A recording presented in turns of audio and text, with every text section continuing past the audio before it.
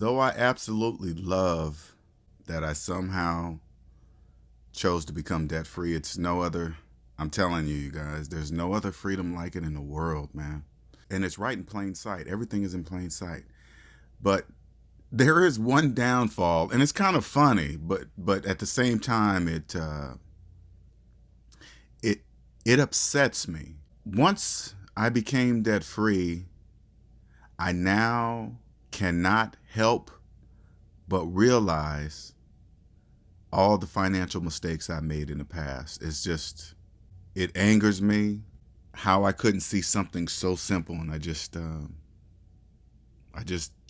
see it. And I remember all the times being trapped in car to car traffic every single day, not realizing I was the one keeping myself there. I'm sitting there in the traffic, in the car I financed, along with everybody else that probably did the exact same thing I did. That's the very reason why we're there. I know for a fact that's the very reason why I'm not there today, because I realized this, right? But at the time, I thought that was just it, you know? And now that I'm out, it's just crazy the things I see that I didn't see before, you know, just credit applications going by my gross income, money that I'm never even going to see, starting upside down in anything I was about to finance. How come I didn't see that? I don't know. I kept my student loan for like 10 years. I don't know why I didn't look and say, Linnell, why would you keep a loan that long? That doesn't even make sense. You only went to school for 4 years. Why would you keep your student loan for 10? That doesn't make financial sense. It seems so obvious to me today, especially knowing if I didn't pay that off, I was going to die with it. So unless I paid it off, I was going to keep on accruing interest on top of interest, on top of interest, on top of the principal forever. Never once did I stop and say, wait a minute. If I did that, let me do some math here. If I did that, I'll never be free. I'll be stuck in that traffic on the freeway. Now I see why people are so angry in traffic. You know, because if you logically think about it, right?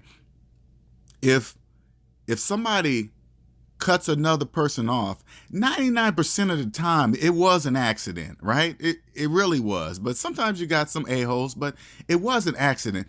But some people get so mad that they will fight you, and some will almost kill you. Now, think about it this way. There is no way in the world that person that got out of the car with the weapon was really that angry at a 100% total stranger. That's impossible. You know where it comes from?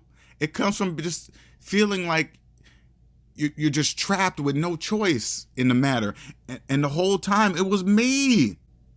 Knowing that I had a student loan, I was financing cars, clothes, vacations, trips, sliding my card for everything.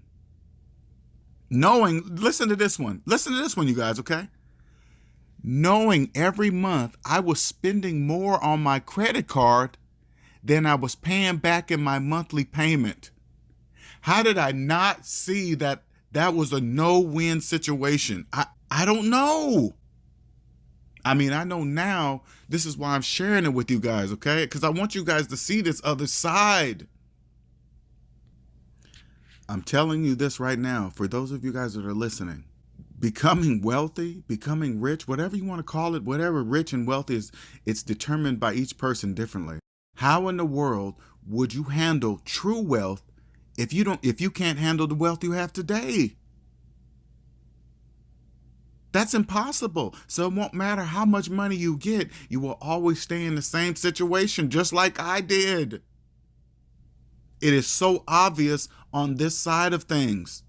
And it's only 5th grade math. That's what angers me. People, I have a 4-year college engineering degree.